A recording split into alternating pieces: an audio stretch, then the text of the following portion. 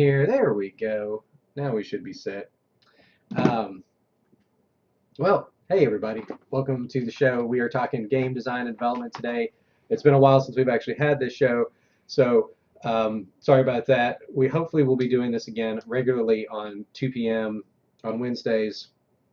And I think next week what I'll probably do is get back into Photoshop and start doing some Photoshop stuff. I've actually got a Photoshop job this afternoon to do, so I'll be relearning a lot of the Photoshop tools that I forgot about over the years, which is easy to do if you don't use it for a long time. And the software continues to be updated for better and for worse, of course, thanks Adobe. But my guest right here, Ryan Waller. Howdy.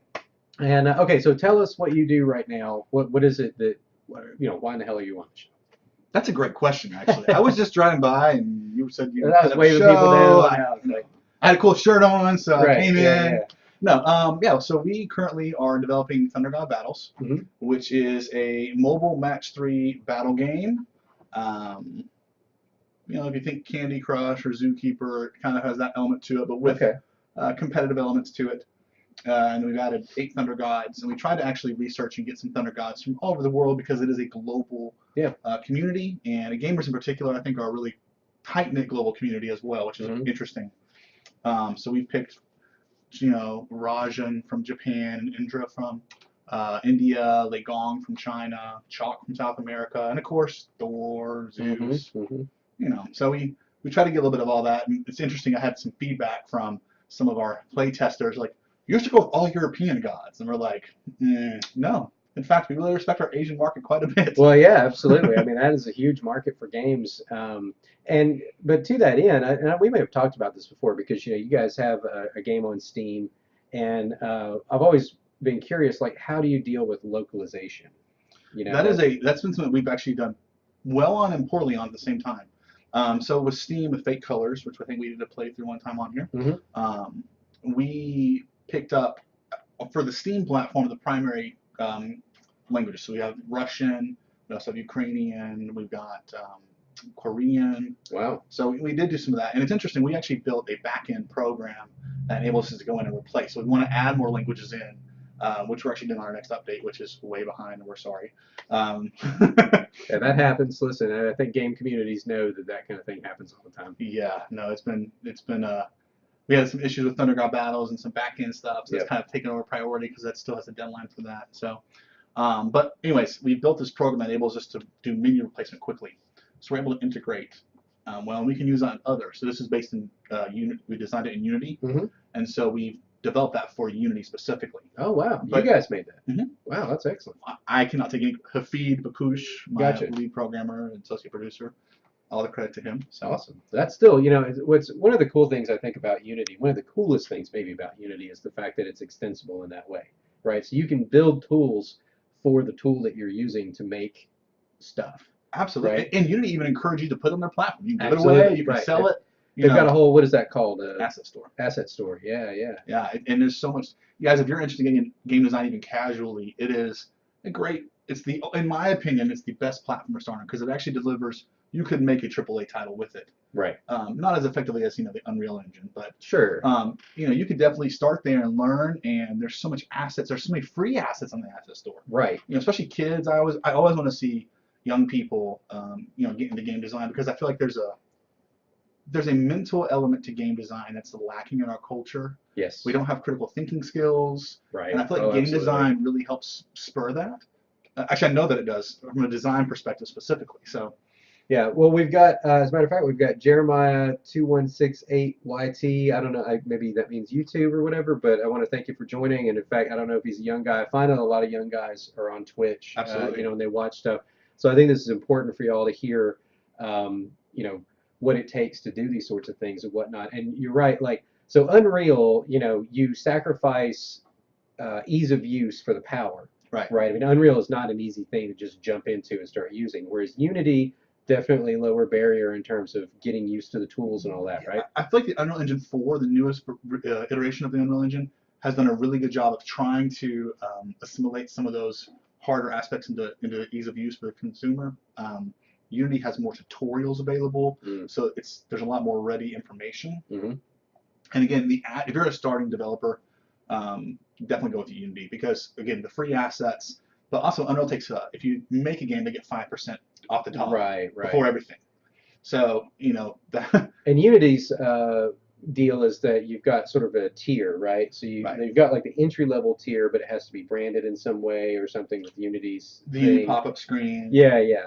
And then there's like a sort of an enterprise, but also, and it's been a while. I actually used Unity back when it was a Mac only tool. Yeah, that was the original back The in the day. Yeah, I original, remember yeah, those. yeah. And I mean, I remember when that team, Hegelson and like that whole group were in one of their parents' basement, like creating this thing on iMacs or something. Was At the that time, it was late crazy. 90s? It was like early 2000s anyway, and to see it grow from those humble beginnings to like where it is now is just insane. Of course, but a big part of that was the mobile revolution, and that was what I remember was getting it, and you could like code once, deploy every, it was this whole They were they concept. were really the first people to do. Give them Exactly. credit for the vision. David. Yeah, David. He Yeah, talking about a vision for a company. I mean, because he was ahead of the mobile game before mobile game was going on. Because exactly. mobile changes every month. It's changing, and they had that vision of, hey, if we can do this in easy deployment, Yeah. and do it right.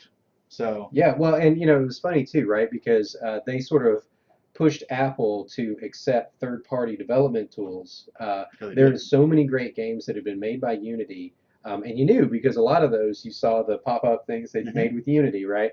And these were people who were, they were amateurs, they were just messing around and whatnot. I know I was working on something that was going to be terrible. You're Oh, it was awful. It terrible. was like Turd Racers or something like that. It was just awful. It probably would have done well in the early days of the App Store. It would have, absolutely. Actually, this is a fact, totally random. The #1 app in the App Store in the App Store for the first year was a farting app. Yeah. It was like the #1. It was like $2.99. Wasn't that iFart? Yeah. I think, yeah, because that's like the only one I think on the store now. Yeah, they had so many clone. Yeah. They Well, pulled it all. it makes me sad because just to divert on fart apps for a minute here, but Very important part of the yes, exactly. It makes me sad a little bit though because I actually have a video. If you look on YouTube for fart apps, my video is one of the top 3 on there. Okay, and this is from, like I said, this is like from the first year of the App Store. I did like 20 or so fart apps in like this 30-second video. And I was sort of impressed with the diversity. There were some that were really interesting, and there was one that it was like a finger like this. It was sort of, like the hand of God painting or whatever, painting, Michelangelo. So it was like this. And what was funny was that you could start here and push and go around like that and play it like a theremin. It would be like, but it sounded like a fart. And I swear to this day, I don't know how they did that. Like, I'm not sure how they got the accurate fart noise, but you could play They it. probably got the mic and put a butt up to it. And, I think that's what it is. And then they mixed it, but they did something. And the other thing too is that at that time, particularly in that first year, I actually have or had, I don't know if they've pulled it yet. They should start pulling some of these ones that haven't ever been updated, like mine. That was called Love Teller. And I remember trying to code that myself, but the problem was to do sound at the time. To do custom sounds, you had to drop down to C. Yep. And C was just like right over my head. Xcode. Yeah, I mean, I could do Objective C, like that made sense, and they had framework. I mean, now it's no big deal, but back then you have to drop down to C to do custom sounds. It's like, what is going on here? So I had to get another guy who is local, and he did a lot of .NET programming, but he knew C and he knew all these other languages, and he did most of the heavy lifting on the programming. So anyway, we were talking about, speaking of which, Unity took away the problems of that. So for people who just wanted to make games, they didn't have to worry about C. I mean, I can't imagine. You think about this for a minute, right? Early days, you had to know OpenGL, you had to know like all this like low-level stuff. Right, exactly. All those different coding languages. Yeah. If you want to go on Visual Mobile, you have to have Java. And it was like you're coming to you're going to bastardize this baby out of like all these different elements. You know, it's like playing Dr. Frankenstein with programming. Exactly. So you guys use Unity, and how long have you been using Unity? Oh man. How long have you been messing with it, I should say? Yeah.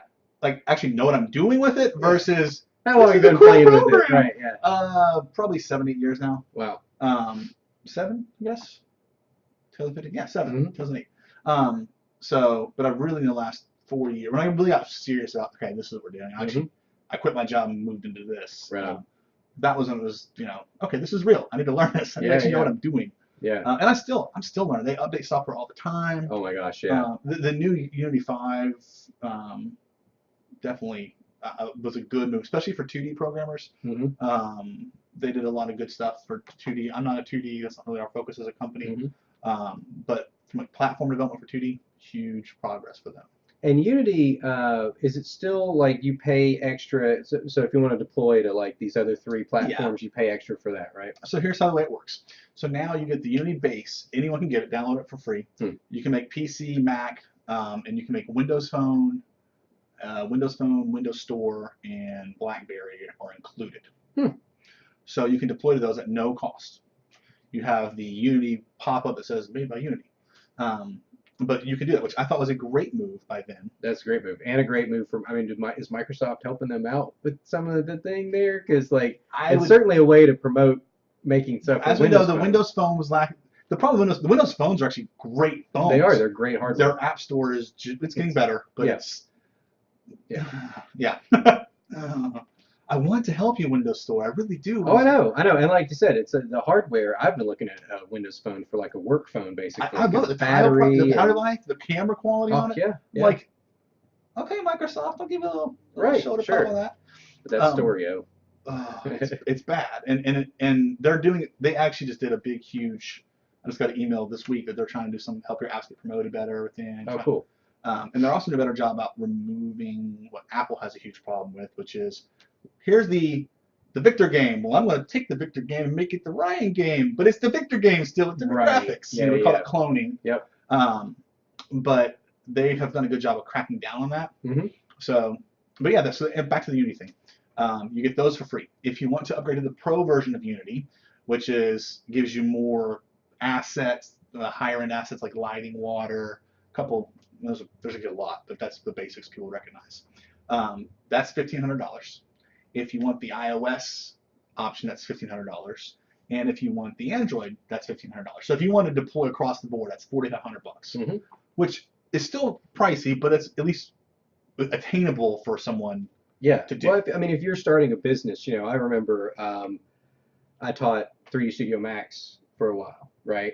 And I think that package was about $2,000. $2,200. Yeah. $2,280, I think. It was And and then they had, but same thing. Like Maya was a couple $1,000. Of course, the Adobe CS Suite at the time was a couple $1,000, and so yeah, this is just the cost of doing business. If you're going to be doing that. And speaking of that, the Adobe thing, this too. This is really important for anyone that's wanting to get into game development, or any. You could do more than just game development with Unity, actually. Yeah. But they now have a subscription option. So it's not a perpetual license that you own, but you can basically agree to a year contract where you pay $75 a month for each of those items. So $75 for the Pro, $75 for the iOS, $75 for the Android. So it'd be $225 a month basically, but you would have the access for that and you could deploy and work in all that situation. So that's much more realistic for an indie developer to sit there and say, okay, you know what, I don't have $4,500 right now. Right. I can find $225 on a budget. I can cut out cable. I can do something to find that. And so that makes that, that was such a good decision. Adobe, you can get Adobe Photoshop now $10 a month. I mean, when I started using Adobe Photoshop, I think it was $800 or $900, and I came to the game late on that. Yeah. So the subscription base for these people, I think is a good business decision because some people hack the game, hack the program. Oh yeah. Yep.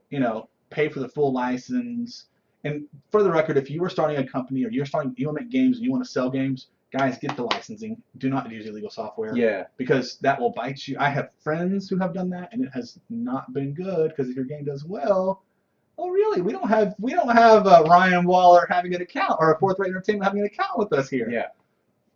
So and it can be a huge problem. I mean, it can be highly illegal. And in fact, the software industry, and I remember this in the '80s, where the software industry. I can't remember their exact acronym or whatever, but there's a software piracy group within the software, rights group, and the software Gestapo. Yeah, exactly, and they're just like the MPAA or the RIA, and they will come in and they will enforce, the copyright laws and all of that. And they have federal, at least in the United States and in Europe. Yeah. The Asian markets are still really and that goes into the whole thing about copyright, trademark, all that. I mean, if you talk to people, I've got friends who live in Hong Kong, right?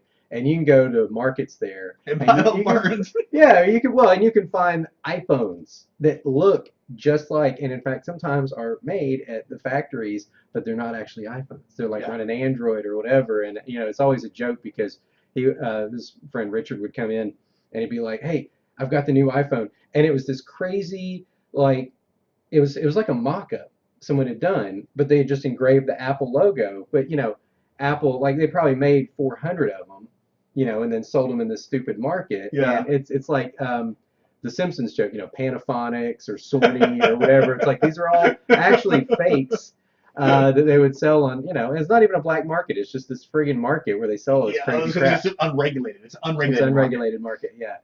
But it's really worth the time. And this is another thing too, is that people are, unfortunately, it's all too easy sometimes for people to justify stealing games. They'll get the cracked version or whatever, and they're like, oh well, I don't have the money for this or whatever. Yeah, but the problem is your costs are not zero. No. And you've got people to feed, you've got a house to keep up, and those sorts of things. So people say, well, it's not a victim, it's a victimless crime, and it's like, no, it's not. Not at all. This was work that people did. I'll tell you, I actually got an online debate, genius me, Yeah. with this exact topic just 2 days ago. And I had this big reply that I never posted. I probably should still, but talking about that exact issue of, they're talking about how all the game industry layoffs. Mm-hmm. Like, well, that's just because of technology. No, that is a part. Technology has limited. What took 3 artists can now 1 guy can do in ZBrush. Yeah. Yeah. But that's not. I mean, we're talking. In the last 3 years, 85 studios, 2 publishers. I mean, that major global publishers have closed. So it reminds me of the gaming bust in the 80s. People forget that before the Nintendo NES came out, from 81 to that came out in the States in 88, it was Darth. If you're a gamer, the arcade was it. Yep.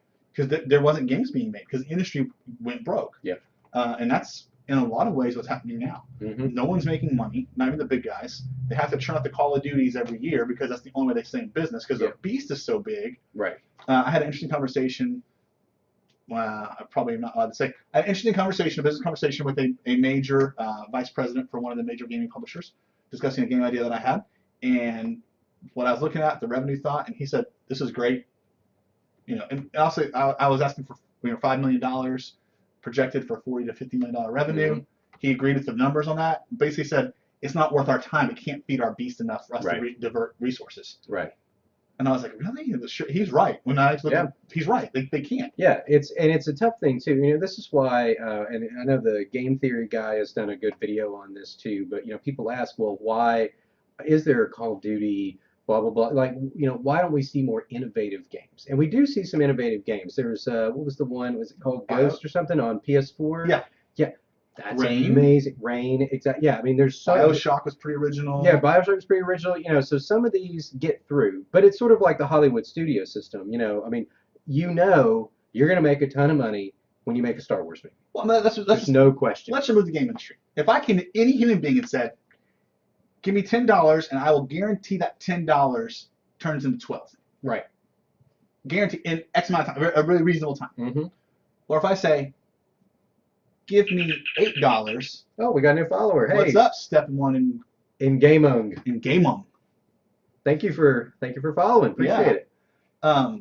But if I say, okay, give me $5 and you're either going to make nothing, but you might make $60 million.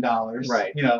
The problem is that, well, I can't. I need my $2 margin. I know. Exactly. Because 95% of these $5, I get nothing back. Yes. Yeah. And that's what happens in the game industry. Because if you come to EA, there's no benefit for EA to make new IP because the trend shows that new IP does not sell. Exactly. Because gamers say they want new IP, but then they're afraid to buy it. That's right. Well, I haven't played it yet. I don't know it. Yeah. It's the same. The way that I look at it, and good grief. Sorry, Twitch is having a little bit of a meltdown here. Let me start our actual chat. He's gonna be angry again. He's an angry dad gamer. It's so ridiculous. Well, Twitch, I tell you what, as a platform, is pathetic. There was that thing, Amazon owns Twitch now, and all I can think was there's that article. It's like, people work all these crazy hours or whatever. Like, maybe they should work longer hours at Twitch. Like, maybe they should take some of that thought process and apply it to Twitch because this is ridiculous how bad the platform is. The chat constantly fails on the site. At any rate.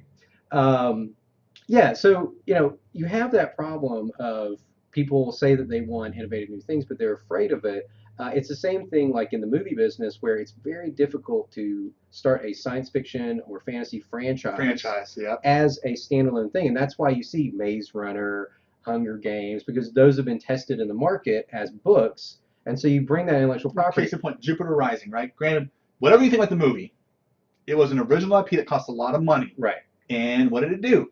It's not great. It flopped. Yeah. Which, in the studio, you watch studios about every 5 to 8 years, they'll be like, okay, let's dangle something out there. Exactly. Oh, no. Yeah. Yeah. It's really tough. I remember, do you remember the movie Small Soldiers? Oh, my goodness, Remember that? yes. Right? It was such a good film. And they actually had plans to do a sequel, but for whatever reason, like, they never did. And it just didn't take hold. And they even had toys. Very briefly. I had some of them, actually. Those are worth a ton of money Don't tell me because that. I know. Listen, the number of things that I just saw an article the other day about how cartridges, old retro game cartridges are now Sealed. just skyrocketing in cost because guys our age are like getting back into gaming. Well, and they have kids that are old to game now, too. That's a lot of that. Exactly, yeah. Even 8-year-old, what the hell did you play? Oh, I played Mario Kart. Yeah, on the check it SNES. out. Yeah, it's like you want them to have the whole experience, not just emulators, not just, virtual games. The actual control, The the actual real thing. official controller. They want the real deal. Yeah, the authentic. But yeah, so it's really difficult for people to get into that. At the same time, we're at this interesting point in games because, like you said, the tool set you can get for free, just the basic things, and there's so many resources for learning. I mean, when you and I were kids, learning how to build games, oh my gosh, you had to be lucky enough to know someone who'd actually made one, and hope that they were good enough and hope that they cared to show you anything about the arcane art of making the damn things. Yeah. And then on top of that, I mean, the tools, never mind the fact that they were super primitive at the time. A lot of these guys There were weren't coding tools. It was just... Yeah, it was assembly language. I mean, a lot of these guys, to get the performance. Exactly. What was it? Yeah, so last week on Coders, which is a show I do for RCR Wireless, I had a guy who had worked on one of the Myth games. Mm-hmm. And this was actually... Great. I think it was actually the third. Oh yeah, there were 3 of them. Mist. Oh no. Myth. Yeah. I was thinking Mist. This is the one that was like you had like a little army, and you would tell them to go, and it was like a faux 3D. It's Bungie. It was Bungie. Yeah. Exactly. I love those. Actually, those are the best of the characters because your characters would stay with you and love. Yeah. Exactly. Yeah. It was incredible, so and it had this sort of faux 3D. Like he said that the physics. Hey, what's up? He said that the physics were actually 3D. But the graphics were 2D because that's all that computers could handle at the time. I mean, oh my gosh, I had a Mac 8500, which was the shit in 96. But it could barely handle, this, that, and the other. I remember rendering stuff in Bryce 3D, and it would take hours for this, 640 by 480 piece of crap. But he was talking about how, so you had to consider AI. You had to consider just the speed and performance and then pulling out sounds and whatnot. And then 3D physics and then 2D simulating 3D graphics. And it was like, by the time we got all of that stuff done, and we were programming at a very low level because you had to get the performance out of the machine.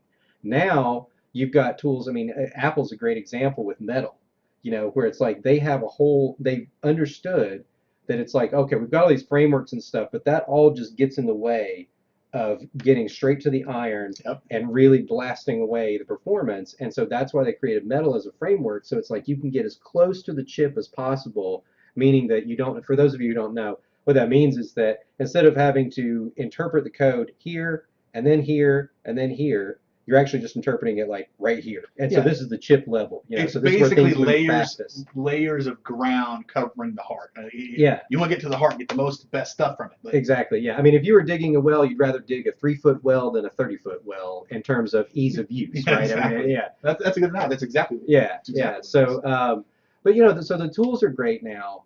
But what about the market? I mean, how have you guys seen, especially with things like Steam, which has just exploded in the past few years?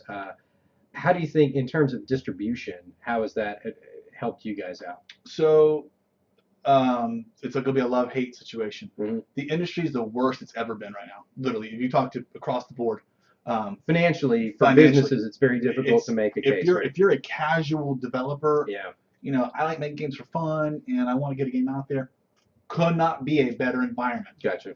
If you're wanting to make, I think a lot of people think of game business is I have to do this full time, or I don't get paid at all. I just do it as a hobby. But there's a good medium of it. If I work a 9-to-5 job or a normal job, but I have a great idea and the tools now we make this great idea, and maybe I make $5,000, $20,000, $30,000, in 2 years on it. Well, if I was to tell you go get another job, make $30,000, and you love your job, would you get that second job? Right. Yeah, you would. And people don't think that way. Yeah. At least developers don't.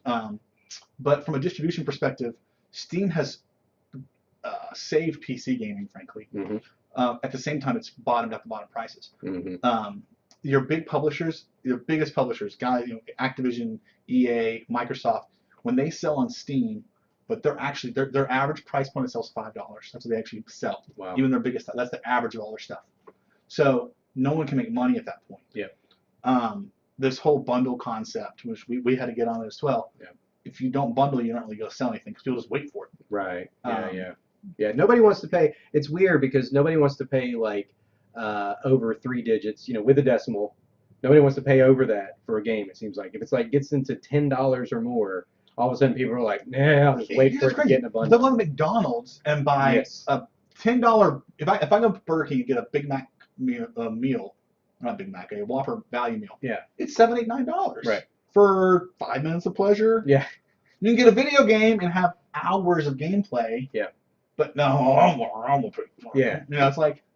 Yeah, and then you've got ding-dongs like me, though, who I bought Batman Arkham City when the Wii U came out. It was one of the flagship titles that came out. I got it, well, almost. I got it digital download, which is stupid because it's like it was like a 5 gig download, and then I looked at it just recently, and it was ballooned to 9 gigs. But yeah, that's right, all that backing content. And I deleted it because it was on sale on Steam for like $5 because the new Batman came out. I was like, okay, the hell with this. I'm going to get it. I hadn't gotten that far in the game, frankly. I was about a third of the way through. So I was like, okay, I'll buy it again on the PC. I did the same thing with GTA. I bought it for Xbox, and then I pre-ordered it for the PC, partly because they made some deals. The PC, I will say this about a game coming to the PC versus console.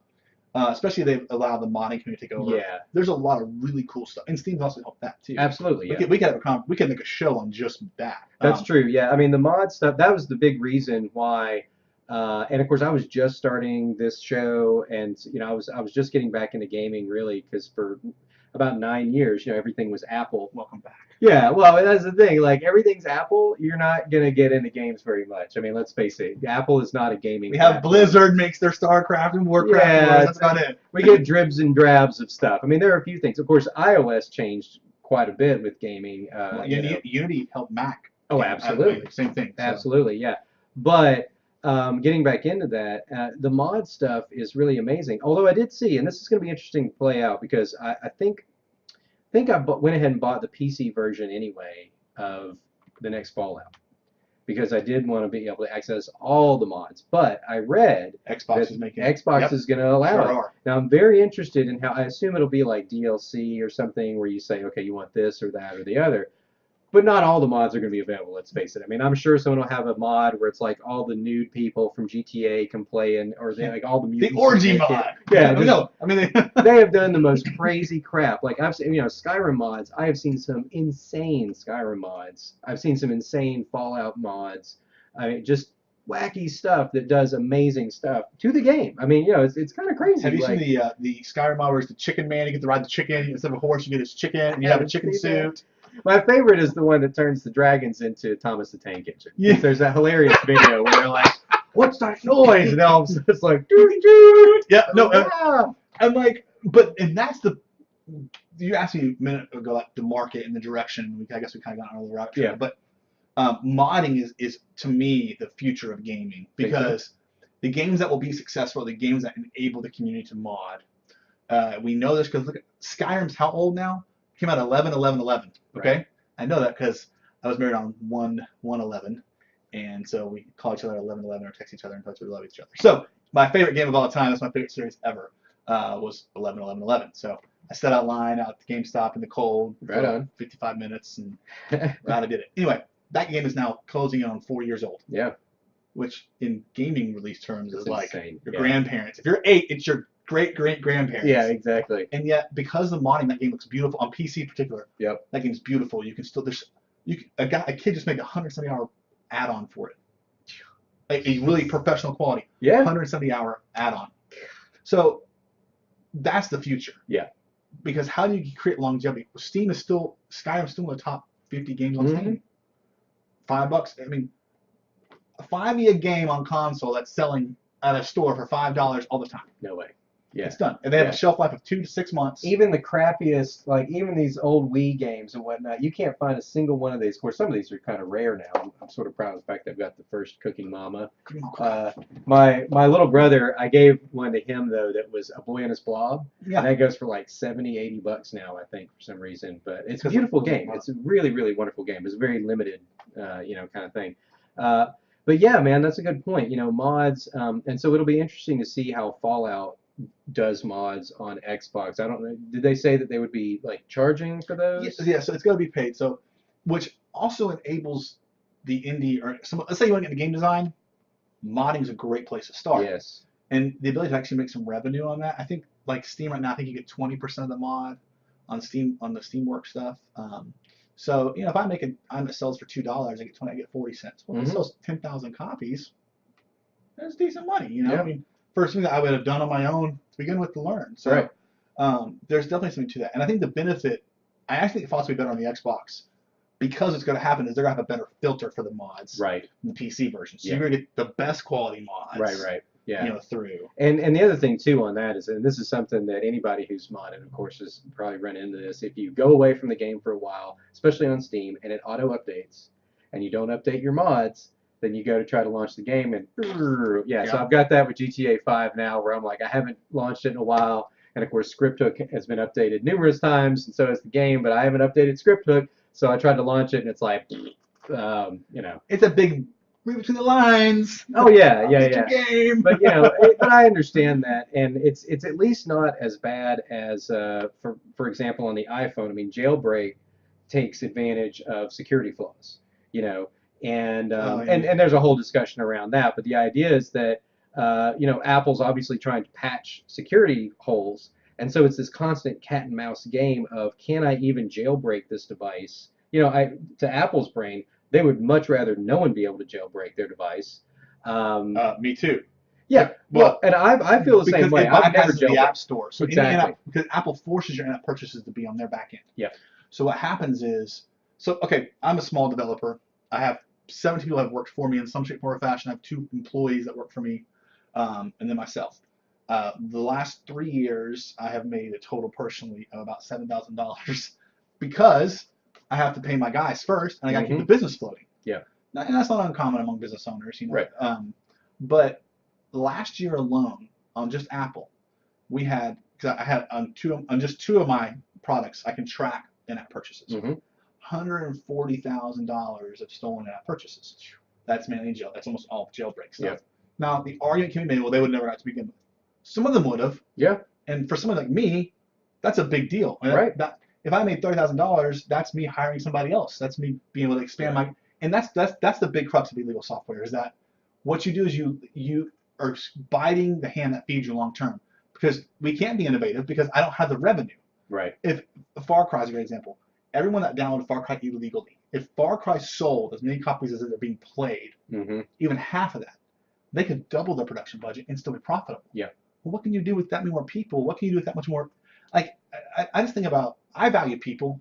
As a company, it's not software. Software is not my company. Right. It's my people. Yeah. If I don't have, for example, if I don't have a feed, if I don't have Brad, if I don't have Corey, if I don't have guys that help me make my stuff, I don't have anything. I have me and an idea. Or even just me. People bring the creativity. People bring originality. And the more brains you bring in, the more ideas. This is an interesting Bethesda, who makes Far Cry and Skyrim. They allow, at the Christmas week of Christmas, they allow teams to do whatever they want. Solo or groups of 3 to 5. Do whatever you want in the game. So that's how we got to ride dragons in the Dragon expansion. That's how we got to build homes. Because these were ideas. They took the best ideas that came out of that situation.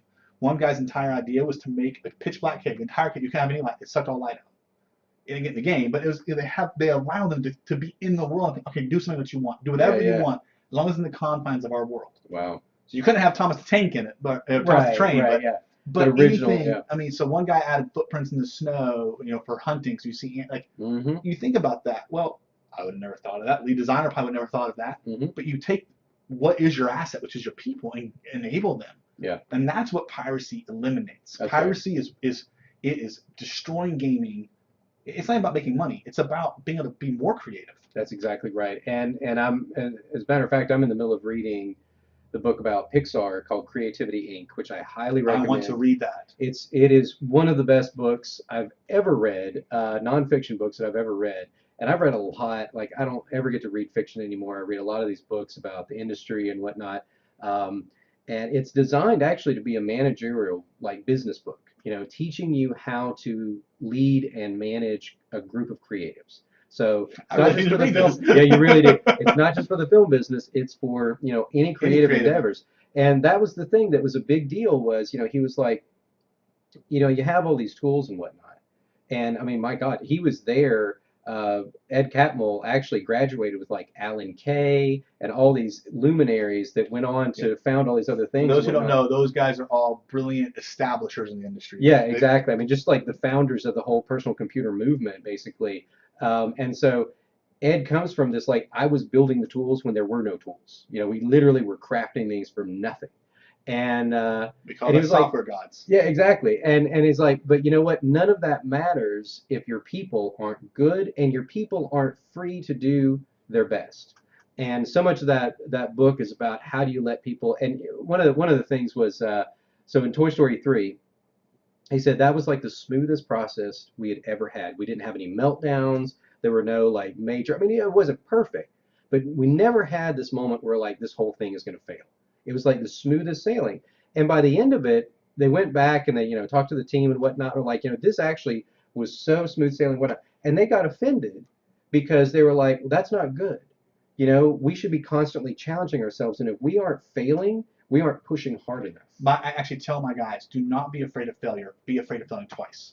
Yeah. Because failure leads to success. Exactly. You cannot have success without failure. Yeah. I really believe that. I'm not saying you have to go broke to be rich. That's not what I'm saying. But I'm saying that if you're not challenging, if you're not challenging yourself, people that are afraid to take risks. Yeah. Politics aside, progressive people, conservative people, traditional, whatever the deal is, successful people across all spectrums, all religions, no non-religions, race, across the board have one thing in common, and that is that they're not afraid of failing. Yeah. They take risks. That's right. Without great risk, there is not great reward. That's right. Yeah. And so, that's the risk takers, the dreamers. Yeah. That's what gives us the cool stuff we have today. That's right. And there was a moment in there where he said he called Steve Jobs, who at this point was working at Apple pretty much full time. It was Jobs, John Lasseter, and Ed Catmull were the founders of Pixar. And Jobs was pretty much full time over at Apple, getting the company back together and whatnot. And he calls him and he goes, you know what? This movie was smooth sailing, everything. I think we've got our groove. I think we've got our and don't think that like they were very complacent. Like they did not tend towards complacency. In fact, they made a whole system called the Brain Trust that helped keep people accountable to the story. That's the reason why Pixar movies have such good stories versus some of those Disney Pixar crappers. Theory, you know about that, right? Oh yeah, absolutely. Yeah, it's real. I mean, you can connect it all. Yeah. But the whole idea is that the story is the king. That's what drives everything else. Not merchandising. Not Toy Story by another group of people could have been awful. It could have basically been one big like McDonald's commercial or something. Think about it. It could have just been a big toy commercial, but it wasn't. It was an amazing story because they never got complacent. They're constantly challenging it. So when he says, this was smooth sailing, I think we finally got our process. Jobs' response was, well, be careful, because you're getting into that mode where it's like, oh, things are fine, and it's like when you get complacent like that and you don't challenge yourself, that's when things can kind of get, weird, and that's when you push out something that's not great. Monsters University. He actually mentions that. He mentions Monsters University and Cars 2 as some examples where they. 2. Yeah, that was the thing. He mentions those both as like, both of these were, not our best stuff. But then you look at Toy Story 3, and they were like, what else can we say? When they came into that project, they were like, what else can we say about this? Although I did notice that, didn't they announce Toy Story 4? Mm-hmm.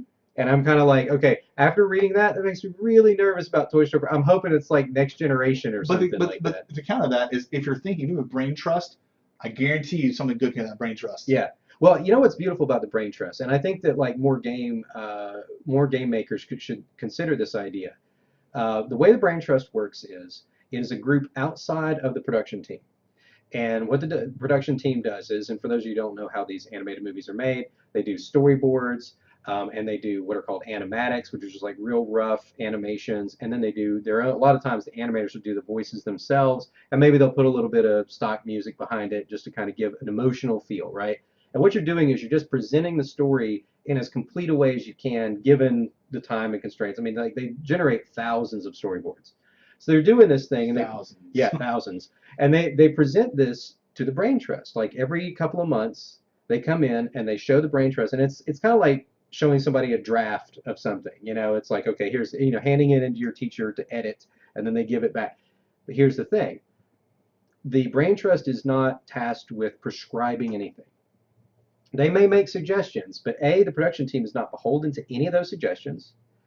B, what they're looking for are problems. They're not trying to come up with solutions. They're just looking for problems. That outside eye, because if it's confusing to them, it'll be confusing to the audience. Consumer, If absolutely. it rings hollow to them, it'll ring hollow to the audience. How many movies or games, for that matter, have you've watched or played, and you're like, who thought this was a good idea? Right. Like, really, this is such a blatantly obvious. Because as a developer or as a creative individual on a task with a goal and an end thing in mind, sometimes you get, good old tunnel vision. Yeah. Your ability to be objective is removed. Absolutely. It is removed. It is removed. Yeah. And so it's great to have that. Well, and that's the thing. He was saying the problem is that creatives in particular, they become beholden to ideas because the ideas are so Personal. They're connected to them.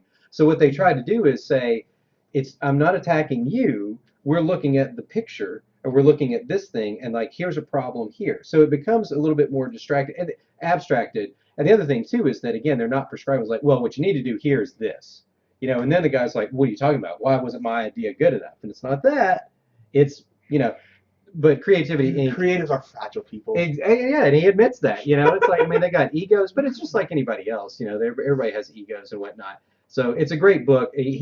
I'm 4 chapters in, or 5 chapters in right now, almost halfway through, and he still is expounding and trying to explain the nitty-gritty of how that brain trust works. So there's a lot of nuance there in doing that. But you can imagine, game companies obviously test, they play test, they QA, bug testing, all of that, stress testing, even if it's a server-based game or whatever.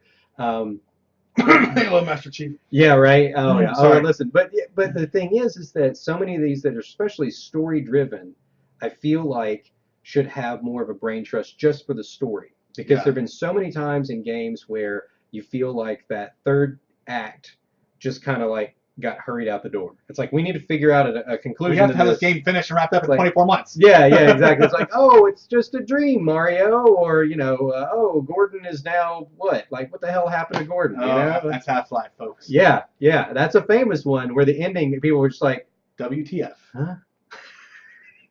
Yeah, I agree, and again, that's also where piracy hurts, because it eliminates the ability to do that. And, exactly. I would say that you and I are more progressive thinkers than most. You're probably more so than I, but there's a lot of class warfare in our world today that happens, and unfortunately, there is a reality that not to say that there's not some validity to those things, because there absolutely is. But the argument here is, well, they're already making money. Well, they made $63 billion. No, they grossed $63 billion. Right. NVIDIA last year did $1.3 billion in sales. So the consumer sees $1.3 billion. They're rich. They made $25 million off $1.3 billion. Right. $25 million sounds like a lot of money, guys. Percentage-wise, that's nothing. That'd be like if you made cents on your paycheck. Yeah. I mean, and people don't see that. They don't see the reality. In terms of profit, I mean, put that in a calculator and look at what the percent profit is out of that. It's tiny. It's very, very tiny. And if you were running a store of your own and you had margins like that, or if you had that little profit, you would probably not be in business very long. And the other thing too is that it only takes a year or two of any kind of losses, and you're done. And you're done. It's like, it's not like they can take that 25 million and the next year it they're doing stuff with that money too. Best Buy, Wow. Radio Shack. Right. Those are companies that did billions of dollars or hundreds of millions of dollars in revenue, but they're making money. Exactly. And so I say all to say is, hey guys, buy a game a month. If you go to Starbucks 6 times in a month, remove one of those and go buy a video game. You will help if people just do that little simple move. It's like giving money to a child. If I give $1, well, what's me giving $1 to starving kids? Well, if you and 300 other million Americans give $1 to starving kids, that's $300 million for starving kids. Right. It's quite a bit. Yeah. That's the same thing for the gaming industry. And Right. so, I just, you could say, well, that's just a developer wanting to get rich. I drive a 1997 Toyota Camry. It sounds like my muffler has been removed. I do that. I could get a new car. I have the ability to go get a loan and do all those things. But I'm trying to help my business. And Mark Cuban will say, if you are adding debt, you're destroying your ability to be an entrepreneur. Yeah. And I really believe that. And so that's why I live the way I live. That's why we're living on very minimal means. And I'm betting on what I believe in my people. I'm betting on myself, but I'm betting on my people. Right. Because they're great. I have great kids, great men and women that work with me. And the other thing I love about gaming is networking, the ability to meet people, and it's such a good community. It is. The developer community in particular. Yep. It's just good people. I have talked to CEOs of major corporations and asked them questions. Yeah. Like, hey, what's up, Ryan? Oh yeah, nice to meet you. Sure. Yeah. Oh, hey, ask me. Well, the Twitch channel that we're on right now, or the whatever category game developer, it's got so many people who are sharing information, sharing insights, showing people how to do things. I mean, I've seen multiple people on there who every week, every night sometimes will go on and say, okay, let's continue building this thing. Here's how you do this. Boom, boom, boom, boom, boom. They're not getting paid to do that. Like a lot of these guys aren't even like at a subscriber level yet. So they're just doing it because it's fun and they didn't have someone to show them how to do it. So they feel like, I want to show other people how to do this. So we continue to have really cool games out there. Yeah, and like I have, in our Thunderground Battles game, we'll have 2 characters done by a kid out of Romania called Evalio. He's a great kid, 19-year-old, super talented guy. Couldn't get his foot in any doors. No one, And I'm like, here, I'll pay you a minimum amount to make something. Like we'll do a little internship. Yeah. And now he's charging $400 or $500 a model, and and he said, "Man, I really appreciate you letting me have a chance." Well, it didn't cost me anything. Yeah, it took my time, but could I have had a better quality model from someone? Yeah, I could have, but I want it to be in the game because hey, it's not awful. It's good. It's a good model. But it gave him a chance, and I think I had people that gave me chances that I didn't deserve. I didn't earn. And I think that's a large part of the game developer community is people understand they've all been there. Right. You look at the actors aren't that way. Yeah. Film, it's very selfish, very. Absolutely. And game design I just feel like it's such a great place. There was something that broke my heart. There was a transgender modern in the Nintendo community who committed suicide. Yeah. A few months back, and it just because people bullied him, and that just breaks my heart because that's not the game. That's not our community. Right. Sorry, I'm getting a little teary-eyed. Well, it was a fringe group that tends to be very vocal and very virulent against a certain group of people. A lot of times transgender, and that person in particular actually was a big contributor to Dolphin, which I'm a huge fan of because I play a lot of emulated games on here for these shows for my retro show, and it's amazing, and you forget that there are people behind these things. We they literally give themselves. A brilliant young talent. Yeah. Brilliant. And, I'm passionate about people. That's why I actually do what I do. So that's why I love the game community because the game development community really embraces each other. And not that it's perfect and not people, people conflict, but for me, that's something I really value. So all that to say, get into game development. Don't be afraid. Get on a modding community. Get Unity. Download something. A Blender. That's what we should do. We should do a show just about free assets. If you want, that would be a good idea in a couple weeks from now. Here's a list of resources. And here's ways you can learn. Here's some place for tutorials for them. There's tons of stuff out there. Yeah. There's something like 80 game engines that you can make games in right now. Right.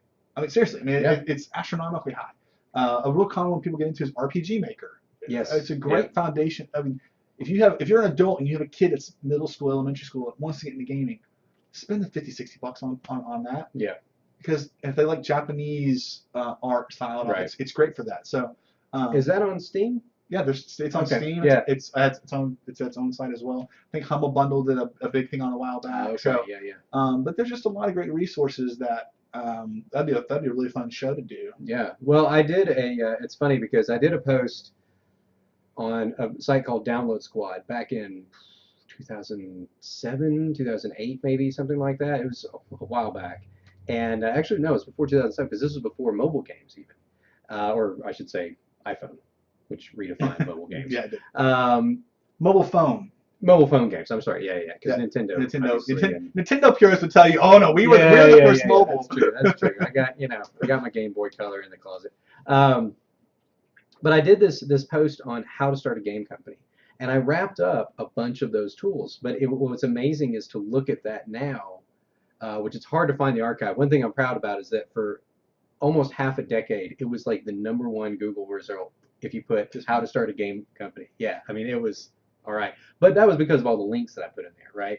And it was almost a complete index of here are all the resources from Blender to Maya to whatever. And I broke it out to where it's like, hey, here's your development tools, here's your game asset tools, here's everything, sound, all of that crap put into one thing. And if I were to do that today, I would require weeks and weeks and weeks of work to just corral, and I'd have to break it up. And it was a two-parter even. It would have to be a part. Six, yeah, it would be a bunch. Yeah, exactly. So like I said, it's a really, really great time to get involved in this kind of stuff. You have a huge community. Get started with modding. Download some of these tools and try it out. And I think on that note, we'll probably go ahead and close out the show. And we're going to go have a cigar. So yes, we are. Yep. So thanks everybody for joining us. And let me switch over to this. And I'll actually see you tonight. Hopefully, I'm going to be doing a show live if we can get the Wi-Fi at this venue to work. It's called Scruffy City Hall. It's here in a town called Knoxville that's also known as Scruffy City. So it should be interesting. We're going to have some local comics come in, and we're going to play old Nintendo games and Nintendo and Super Nintendo stuff, that's emulated. But I owned all of these games at one point, so it's totally legal. Actually, that is true. If you actually own the title, it is legal. Yeah, it is. And I actually do. I pull from a lot. I mean, dude, I used to have a huge collection, and then I just, my brothers had it, and then we sold them off and whatever. So it's just one of those things. But yard sales, all that good stuff. Y'all go out, have fun, play some games, and hopefully I'll see you later. And love people. Exactly. Love people. Treat them right. Actually, I know that it does from a design perspective specifically. So. Yeah, well, we've got, as a matter of fact, we've got Jeremiah 2168YT. I don't know, maybe that means YouTube or whatever, but I want to thank you for joining. And in fact, I don't know if he's a young guy. I find out a lot of young guys are on Twitch, absolutely, and they watch stuff. So I think this is important for y'all to hear, what it takes to do these sorts of things and whatnot. And you're right, so Unreal, you sacrifice ease of use for the power. Right. Right. I mean, Unreal is not an easy thing to just jump into and start using, whereas Unity, definitely lower barrier in terms of getting used to the tools and all that, right? I feel like the Unreal Engine 4, the newest iteration of the Unreal Engine, has done a really good job of trying to assimilate some of those harder aspects into ease of use for the consumer. Unity has more tutorials available, so there's a lot more ready information. Mm-hmm. And again, if you're a starting developer, definitely go with Unity because again, the free assets. But also, Unreal takes if you make a game, they get 5% off the top, right, before everything. So that. And Unity's deal is that you've got sort of a tier, right? So you've got like the entry level tier, but it has to be branded in some way or something with Unity's the pop-up screen. Yeah. And then there's like a sort of an enterprise, but also, and here, there we go. Now we should be set. Well. Hey everybody, welcome to the show. We are talking game design and development today. It's been a while since we've actually had this show, so sorry about that. We hopefully will be doing this again regularly on 2 p.m. on Wednesdays, and I think next week what I'll probably do is get back into Photoshop and start doing some Photoshop stuff. I've actually got a Photoshop job this afternoon to do, so I'll be relearning a lot of the Photoshop tools that I forgot about over the years, which is easy to do if you don't use it for a long time. And the software continues to be updated for better and for worse, of course, thanks Adobe. But my guest right here, Ryan Waller. Howdy. And okay, so tell us what you do right now. What is it that, why in the hell are you on the show? That's a great question, actually. I was just driving by and you said you I was waving people down. I had a cool shirt on, so I came in. No, yeah. So we currently are developing Thunder God Battles, Hmm. which is a mobile match-3 battle game. Um, if you think Candy Crush or Zookeeper, it kind of has that element to it, but with Okay. competitive elements to it. And we've added 8 Thunder Gods, and we tried to actually research and get some Thunder Gods from all over the world because it is a global. Yeah. We had some issues with Thunder God Battles and some back end stuff, so Yeah. it's kind of taken over priority because that still has a deadline for that. So, but anyways, we built this program that enables us to do menu replacement quickly. So we're able to integrate. Well, we can use it on others. So this is based in Unity. We designed it in Unity, Hmm. and so we've developed that for Unity specifically. Oh wow, you But guys made that. Mhm. Wow, that's excellent. I cannot take any. Hafid Bakush, my Gotcha. lead programmer and associate producer, all the credit to him. So Awesome. That's still, what's one of the cool things I think about Unity, one of the coolest things maybe about Unity is the fact that it's extensible in that way, right? So you can build tools for the tool that you're using to make stuff, absolutely, right? and Unity even encourage you to put it on their platform. You can give it Absolutely, away, you can right. sell it. They've got a whole, what is that called? Asset store. Asset store. Yeah, yeah. Yeah, and there's so much. You guys, if you're interested in game design even casually, it is a great. It's in my opinion, it's the best platform to start on because it actually delivers. You could make a AAA title with it. Right. Not as effectively as the Unreal Engine, but Sure. you could definitely start there and learn. And there's so much assets. There's so many free assets on the asset store. Right. Especially kids. I always want to see young people, get into game design because I feel like there's a mental element to game design that's lacking in our culture. Yes. We don't have critical thinking skills. Right. And I feel like game absolutely. design really helps spur that. It's been a while. I actually used Unity back when it was a Mac only tool. Yeah, the original back The in the day. Yeah, I original, remember this. Yeah, and I remember when that team Hegelson and like that whole group were in one of their parents' basement, like creating this thing on iMacs or something. Was It that was late crazy. 90s? It was like early 2000s anyway, and to see it grow from those humble beginnings to like where it is now is just insane. Of course, but a big part of that was the mobile revolution, and that was what I remember was getting it, and you could like code once, deploy every, it was this whole They were concept. they were really the first people to do. Give them Exactly. credit for the vision. David. Yeah, David. He Yeah. talking about a vision for a company. I mean, because he was ahead of the mobile game before mobile game was going on. Exactly. Mobile changes every month. It's changing, and they had that vision of, hey, if we can do this in easy deployment, Yeah. and do it right. So Yeah, well, and it was funny too, right? Because they sort of pushed Apple to accept third-party development tools. There are so many great games that have been made by Unity, and you knew because a lot of those you saw the pop-up things that you made with Unity, right? And these were people who were, they were amateurs, they were just messing around and whatnot. I know I was working on something that was going to be terrible. Your community and gamers in particular, I think, are a really tight-knit global community as well, which is interesting. So we've picked, Rajan from Japan, and Indra from India, Lei Gong from China, Chalk from South America, and of course Thor, Zeus. So we try to get a little bit of all that. And it's interesting. I had some feedback from some of our play testers, like, you used to go with all European gods, and we're like, no. In fact, we really respect our Asian market quite a bit. Well, yeah, absolutely. I mean, that is a huge market for games. But to that end, and we may have talked about this before because you guys have a game on Steam, and I've always been curious, like, how do you deal with localization?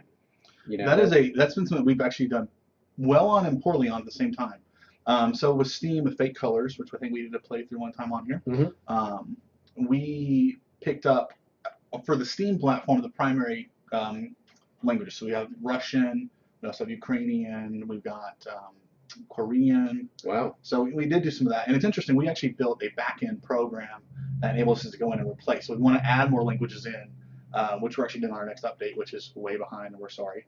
Yeah, that happens. Listen, I think game communities know that kind of thing happens all the time. Yeah, no, it's been